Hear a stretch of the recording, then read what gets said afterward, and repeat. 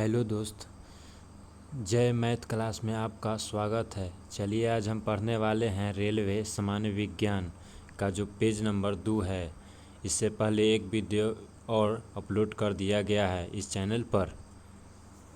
चलिए शुरू करते हैं। क्वेश्चन है, पाछा सकरा या मधुजन बनाने की विधि का नाम क्या है? पाछा सकरा या मधुजन बनाने की विधि का क्या नाम है? तो ग्लूकोन वजनन। पाछा सकरा या मधुजन बनाने की विधि है ग्लूकन वजनन है। चलिए आगे देखते हैं। सभी जीवधारियों में पाए जाने वाला कौन सा यौगिक है जिसमें भरपूर मात्रा में फास्फोरस पाया जाता है? सभी जीवधारी है जिसमें वह कौन सा यौगिक है जो भरपूर मात्रा में फास्फोरस पाया जाता है? तो न्यूक्लिक अम्ल। क्या है? तो न्यूक्लिक अम्ल है। क्या है? तो न्यूक्लिक अम्ल है। सभी जीवधारियों में पाया जाने वाला कौन सा यौगिक है जिसमें भरपूर मात्रा में फास्फोरस पाया जाता है? तो न्यूक्लिक अम्ल है। आगे देखते हैं। भारत में केंद्रीय धान अनुसंधान केंद्र कहाँ है? भारत में जो केंद्रीय धान अनुसंधान केंद्र है कटक उड़ीसा में है। कहाँ है? तो कटक उड़ीसा में है। चलिए आगे देखते हैं। किसी वैज्ञानिक को प्रकाश संश्लेषण पर कार्य करने के लिए नोबेल पुरस्कार मिला। किस वैज्ञानिक को, कौन सा वैज्ञानिक हैं जिनको प्रकाश संश्लेषण पर कार्य करने के लिए नोबेल पुरस्कार मिला था? किस वैज्ञानिक को प्रकाश संश्लेषण पर कार्य करने के लिए नोबेल पुरस्कार मिला? तो मेल्विन कैल्विन को मिला था। कैसे याद रखेंगे? तो मेल्विन कैल्विन।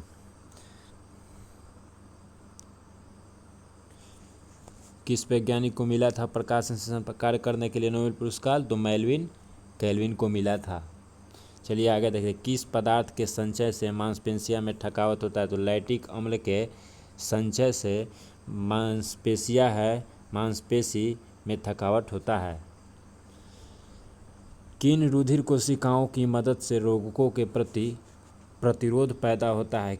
किन रुधिर कोशिकाओं की मदद से रोगों के प्रति प्रतिरोध पैदा होता है? लिम्फोसाइट या लसीकानु। मनुष्य में लाल रुधिर कोशिकाओं के जीवन की अवधि कितनी है? मनुष्य में जो लाल रुधिर होता है उस कोशिकाओं का जीवन अवधि होता है 120 दिन। मनुष्य में लाल रुधिर कोशिकाओं का जीवन अवधि कितने दिन का होता है? तो 120 दिन का। चलिए आगे देखते हैं। शीरा रक्त को ऑक्सीजन के लिए फेफड़ों तक किसके द्वारा ले जाया जाता है? तो फुफ्फुस धमनी। शीरा रक्त को ऑक्सीजन के लिए फेफड़ों के तक किसके द्वारा ले जाया जाता है? तो फुफ्फुस धमनी। कृत्रिम गुर्दा किस सिद्धांत पर कार्य करता है? अपवहन के सिद्धांत पर। कृत्रिम गुर्दा अपवहन के सिद्धांत पर कार्य करता है। एक व्यक्ति को आँख का रंग काला, नीला या भूरा उस वर्ण पर आश्रित है किसमें पाया जाता है? तो आइरिस। किसमें पाया जाता है? परितारिका या आइरिस। परितारिका को क्या कहेंगे? आइरिस। आगे देखते हैं। जब आँख में धूल कण चल जाती है तो कौन सा हिस्सा सूजकर गुलाबी होता है? जब आँख में कोई धूल या कण चल जाता है तो कौन सा हिस्सा है आँख का जो सूजकर गुलाबी हो जाता है? तो नेत्र सलेस्मला। कौन सा अंग है? नेत्र सलेस्मला। चलिए आगे देखते हैं।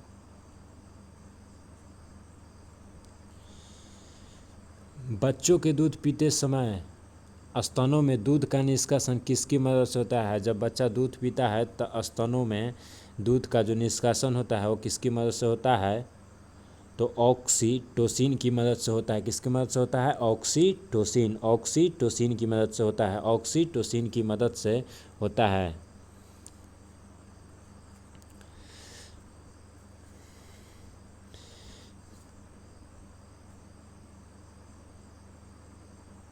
आगे देखते हैं। निषेचन सामान्यतः कहाँ होता है? निषेचन सामान्यतः कहाँ होता है? तो डिम्बवाहिनी नली में होता है। निषेचन सामान्यतः कहाँ होता है? डिम्बवाहिनी नली में होता है। निषेचन समानता कहाँ होता है? तो डिम्बवाहिनी नली में होता है।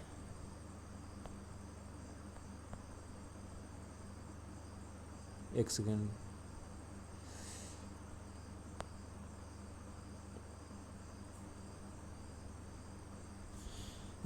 निषेचन समानता कहाँ होता है? तो डिम्बवाहिनी नली में डिम्बवाहिनी नली में होता है। आगे देखते हैं, कृत्रिम वीर्य सेचन के उद्देश्य से वृषभ वीर्य को किसमें संचित किया जाता है? तो तरल नाइट्रोजन में संचित किया जाता है। किस पादप का पुष्प सबसे बड़ा होता है? तो रैफलेशिया का पुष्प है जो वो सबसे बड़ा होता है। किस पादप का पुष्प सबसे बड़ा होता है? तो रैफलेशिया का बड़ा होता है। असत्य फल मुख्य रूप से कौन सा है? तो नारियल कटहल। असत्य फल कौन सा है? तो नारियल कटहल। असत्य फल कौन सा है? तो नारियल और कटहल। असत्य फल कौन सा है? नारियल और कटहल। असत्य फल कौन सा है? नारियल और कटहल। असत्य फल है नारियल और कटहल। चलिए आगे देखते हैं।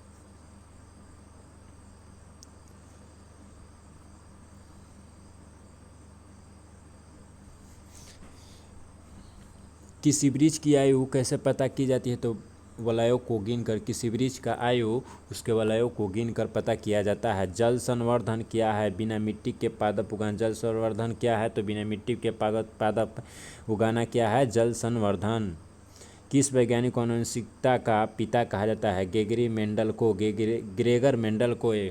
किस वैज्ञानिक को आनुवंशिकता का पिता कहा जाता है? ग्रेगर मेंडल या ग्रेगरी मेंडल भी कहीं कहीं लिखा होता है।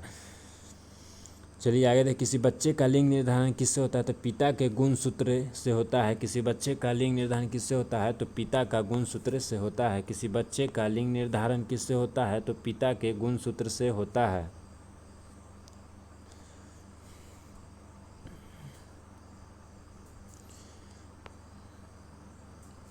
मनुष्य में गुणसूत्रों की संख्या कितनी होती है?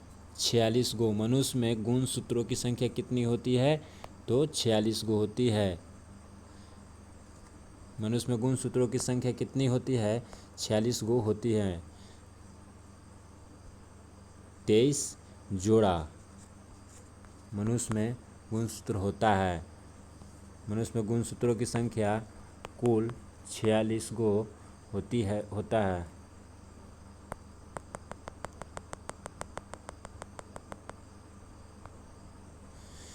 कपास रेशा किससे प्राप्त किया जाता है? तो कपास रेशा बीज से प्राप्त किया जाता है। कपास रेशा किससे प्राप्त किया जाता है? तो बीज से प्राप्त किया जाता है।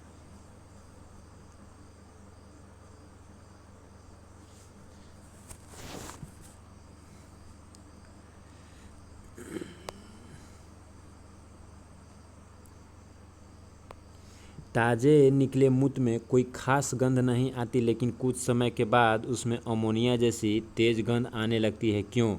क्योंकि जीवाणुओं द्वारा यूरिया अमोनिया में बदल जाता है। किस मछली को सल्क नहीं होते हैं? कैट फिश मछली है जिसमें सल्क नहीं होते हैं। कैट फिश मछली में सल्क नहीं होते हैं। ज़्यादातर मछलियाँ जल में क्यों नहीं डूबती? वातावशय के कारण मछलियाँ ज़्यादातर है जो जल में नहीं डूबती है। किसके कारण? तो वातावशय के कारण। सर्वप्रथम विषाणु को शुद्ध क्रिस्टलीय रूप में किस वैज्ञानिक ने अलग किया? WM स्टेनले ने सर्वप्रथम विषाणु को शुद्ध क्रिस्टलीय रूप में अलग किया था। ग्रेगर मेंडल ने किस पौधे का शोध कर आनुवंशिकता सिद्धांत का प्रतिपादन किया था? मटर के पौधे को ग्रेगर मेंडल ने शोध किया और उसे आनुवंशिक सिद्धांत का प्रतिपादन किया था। मटर के पौधे से लिटमस क्या है? लिटमस जो है वो क्या है? लिटमस लाइकेन से मिलता है। लिटमस किससे मिलता है? लाइकेन से मिलता है। लिटमस किससे मिलता है? लाइकेन से मिलता है। लिटमस है वो किससे मिलता है? तो लाइकेन से मिलता है। आगे देखते हैं।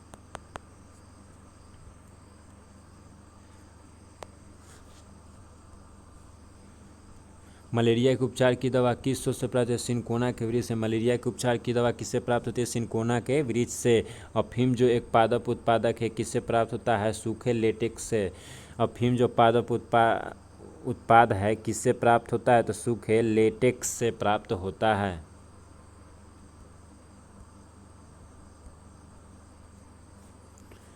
चलिए आगे देखते हैं।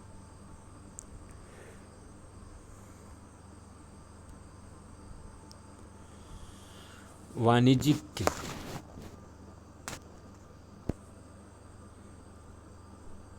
कमर्शियल काम किसके छाल से प्राप्त होता है? वाणिज्यिक के या कमर्शियल काम किसके छाल से प्राप्त होता है? तो ओक बलूत के छाल से प्राप्त होता है। पश्मीना बकरी किस नस्ल में पाई जाती है? चंगथंगी। चंगथंगी पश्मीना बकरी किस नस्ल में पाई जाती है? तो चंगथंगी। चंगथंगी पश्मीना बकरी किस नस्ल में पाई जाती है? तो चंगथंगी। चंगथंगी। मवेशियों में बांझपन किस रोग के कारण होता है? बेंग रोग के कारण। मवेशियों में बांझपन होता है किस रोग के कारण होता है? तो बेंग रोग के कारण। बेंग रोग के कारण मवेशियों में बांझपन होता है। आगे देखेंगे। अधिक शराब पीने वाले लोग अधिकांशतः किस बीमारी से मरते हैं? अधिक जो शराब पीते हैं, जो लोग अधिक शराब पीते हैं वो लोग किस बीमारी से अधिकांशतः किस बीमारी से मरते हैं? तो सूत्रण रोग से। सीरोसिस जिसे कहा जाता है, सूत्रण रोग से मरते हैं।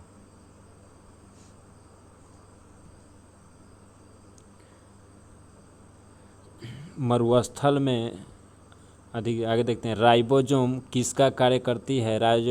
राइबोसोम किसका कार्य करती है? प्रोटीन संश्लेषण का कार्य करती है। राइबोसोम किसका कार्य करती है? प्रोटीन संश्लेषण का कार्य करती है। राइबोसोम किसका कार्य करती है? तो प्रोटीन संश्लेषण का कार्य करती है।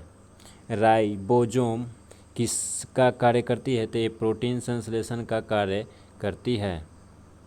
मरुस्थल में उगने वाले पौधों को क्या कहा जाता है? तो मरुद्भिद। मरुस्थल में उगने वाले पौधे को मरुद्भिद कहा जाता है। मरुस्थल में उगने वाले पौधे को क्या कहा जाता है? तो मरुद्भिद कहा जाता है। भोपाल में 1984 में जो गैस लीक हुई थी वो कौन सी गैस थी? Methyl isocyanide. Methyl isocyanide. Bhopal में 1984 में गैस लीक हुआ था, उस गैस का नाम क्या है? Methyl isocyanide. भैंस के मुख्य नस्लें कौन कौन सी है? मुर्रा, सूती, मदवारी, जाफराबादी और मेहसाना। ये सब भैंस की नस्लें हैं, मुख्य नस्लें हैं भैंस की। बकरी पर केंद्रीय अनुसंधान संस्था कहाँ की गई है?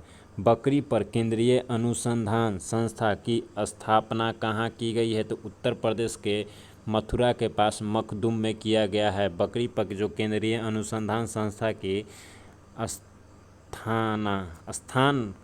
स्थापना कहाँ की गई है? स्थापना कहाँ की गई है? तो उत्तर प्रदेश के मथुरा के पास मखदुम में किया गया है।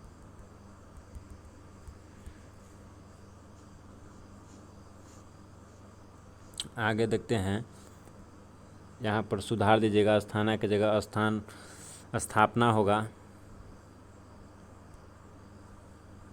ईंट का राष्ट्रीय अनुसंधान केंद्र कहाँ है? ईंट पर राष्ट्रीय अनुसंधान केंद्र कहाँ है? तो जोड़बीर में है या बीकानेर में स्थित है, या बीकानेर में स्थित है। जोड़बीर कहाँ है? तो बीकानेर में स्थित है। यहीं पर ईंट पर राष्ट्रीय अनुसंधान केंद्र है।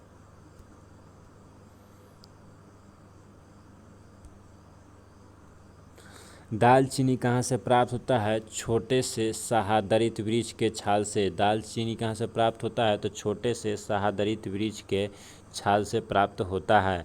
मसालों की रानी किसे कहा जाता है? तो मसालों की रानी इलायची को कहा जाता है। मसालों की रानी किसे कहा जाता है? तो इलायची को कहा जाता है। फूलों के संवर्धन में विज्ञान को क्या कहते हैं?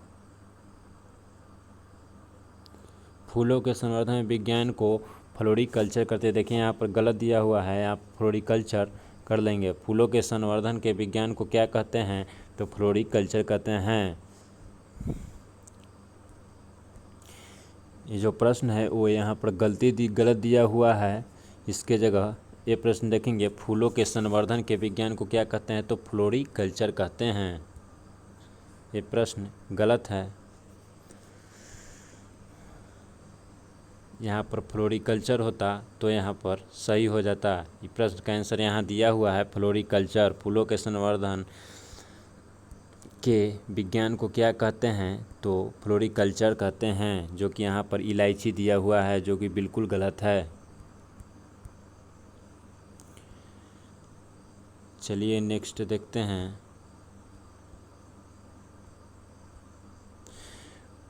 पेडोलॉजी में किसका अध्ययन किया जाता है, तो भूमि का। पेडोलॉजी में किसका अध्ययन किया जाता है, भूमि का किया जाता है।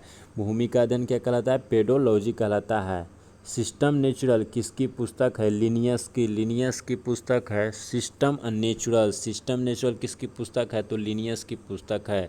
सिस्टम नेचुरल किसकी पुस्तक है, तो लिनियस की पुस्तक है। चलिए आगे देखते हैं। दूध से दही के रूप में जमने का कारण क्या है, तो लैक्टोबैसिलस। दूध से दही के रूप में जमने का कारण है लैक्टोबैसिलस।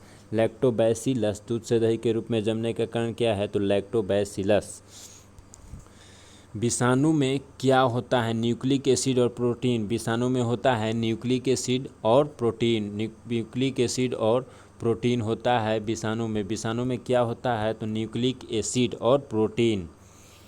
जंतुओं में होने वाली फूट एंड माउथ रोग किसके कारण होती है। जंतुओं में जो रोग होता है फूट एंड माउथ रोग किसके कारण होता है, तो विषाणु के कारण होता है। जंतु में एक रोग होता है जिसका नाम है फूट एंड माउथ रोग, किसके कारण होता है, तो विषाणु के कारण होता है। किस शैवाल से आयोडीन प्राप्त होता है, लैमिनेरिया।